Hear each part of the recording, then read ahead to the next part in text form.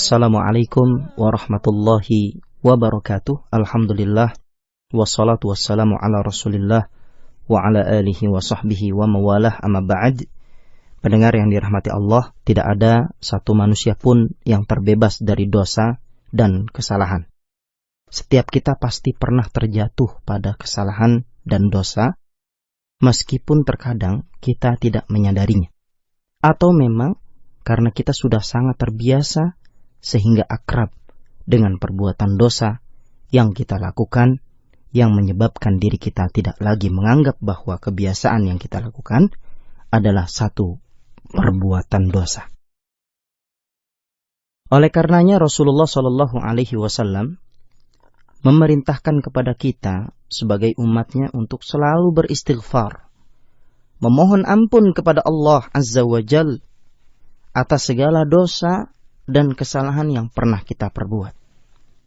Pun demikian pula halnya jika kita telah usai melaksanakan salat dan telah menutupnya dengan mengucapkan salam, maka hal yang pertama kali Rasulullah Shallallahu Alaihi Wasallam perintahkan untuk dilaksanakan dengan segera adalah mengucapkan istighfar. Pendengar yang dirahmati Allah, Rasulullah Shallallahu Alaihi Wasallam telah memberikan petunjuk bahwa setelah selesai sholat, yakni setelah salam, langsung beristighfar sebanyak 3 kali. Hal ini seperti yang diriwayatkan oleh Imam Muslim dalam hadis sahih dari Thauban radhiyallahu an, ia berkata, "Kana Rasulullah Shallallahu Alaihi Wasallam idza insarafa min salatihi istaghfara 3. وقال اللهم أنت السلام ومنك السلام تباركت يا ذا الجلال والإكرام." Apabila Rasulullah Shallallahu Alaihi Wasallam selesai salat, beliau beristighfar sebanyak 3 kali dan berdoa, Allahumma antas salam wa minkas salam tabarakta ya dzal jalali wal ikram. Ya Allah, engkau maha penyelamat dan engkaulah keselamatan. Engkau maha baik, wahai zat yang agung dan mulia. Disebutkan di dalam Al-Azkar, karya Imam Nawawi rahimahullah, Syekh Abdullah ibn Abdurrahman Al-Bassam, dalam kitabnya Tawdihul Ahkam, mengatakan, dikatakan kepada salah seorang perawi hadis ini, yaitu Al-Auza'i, bagaimana bunyi istighfar itu? Beliau menjawab, Nabi Shallallahu Alaihi Wasallam membaca astaghfirullah, astaghfirullah, astaghfirullah.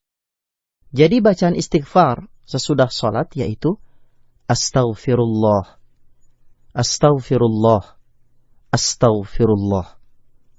Allahumma antas salam wa minkas salam tabarakta ya dzal jalali wal ikram.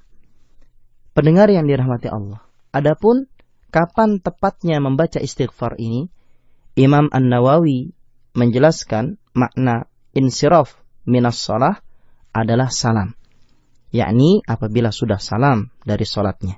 Hal ini juga sebagaimana ditunjukkan dalam hadis lainnya, bahwa Nabi Shallallahu Alaihi Wasallam tetap berada di tempatnya dengan menghadap ke kiblat sampai menyelesaikan zikir ini, lalu menghadap ke makmum dan menyelesaikan zikir setelah salatnya.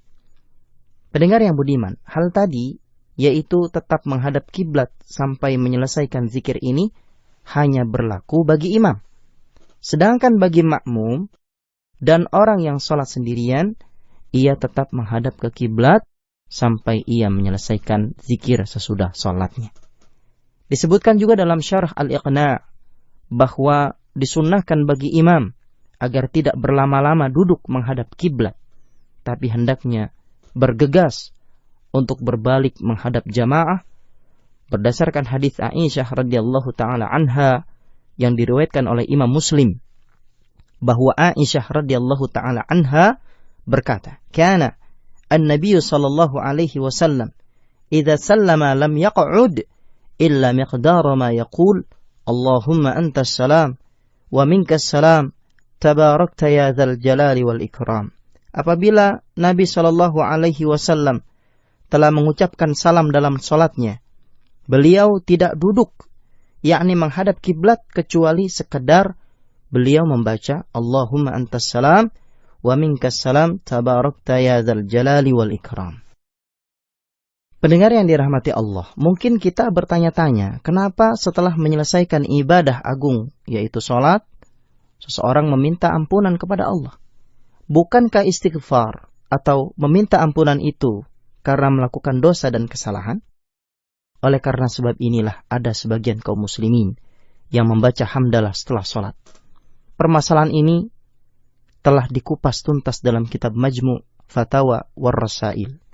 Dalam kitab tersebut dijelaskan tentang hikmah perintah Rasulullah SAW untuk mengucapkan istighfar setelah sholat. Dalam kitab tersebut dikatakan, al-hikmatu minal istighfar ba'da shalah anna al-insana la yakhlu min taqsirin fi salatihi. Falihada syuri'a lahu an yastaghfira thalathan thumma yaqul Allahumma antas salam wa minkas salam tabarakta ya dzal jalali wal ikram, thumma ya'ti bil adhkar al-waridati 'anil nabi sallallahu alaihi wasallam. Yang artinya hikmah istighfar setelah salat bahwa seseorang tak lepas dari kekurangan dalam salatnya. Karenanya disyariatkan baginya untuk beristighfar 3 kali, lalu mengucapkan Allahumma antas salam wa minkas salam tabarakta ya dzal jalali wal ikram. Dan kemudian membaca zikir-zikir yang bersumber dari Nabi sallallahu alaihi wasallam. Pendengar yang dirahmati Allah, istighfar setelah salat ini merupakan isyarat dari Nabi sallallahu alaihi wasallam bahwa beliau tidak mampu menyempurnakan hak Allah dalam ibadah secara maksimal karena adanya was-was, teringat sesuatu, dan kekurangan dalam melaksanakan hak Allah yang agung ini. Beliau mengajarkan kepada kita agar setiap hamba mengakui kelemahan dan kekurangan dirinya dalam menegakkan ibadah kepada Allah Subhanahu wa ta'ala dengan sempurna.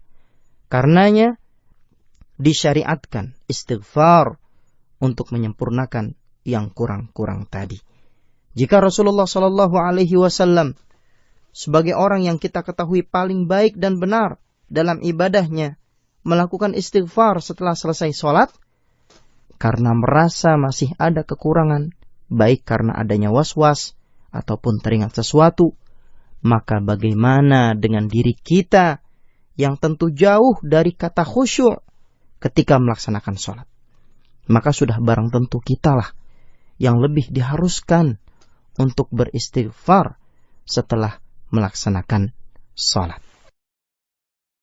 Kemudian, selain untuk menambal kekurangan yang ada dalam sholat yang kita laksanakan, perintah istighfar juga mengajarkan sifat tawadhu atau sikap rendah hati agar seseorang tidak terlalu bangga diri dengan amalnya sehingga timbul ujub dan sombong.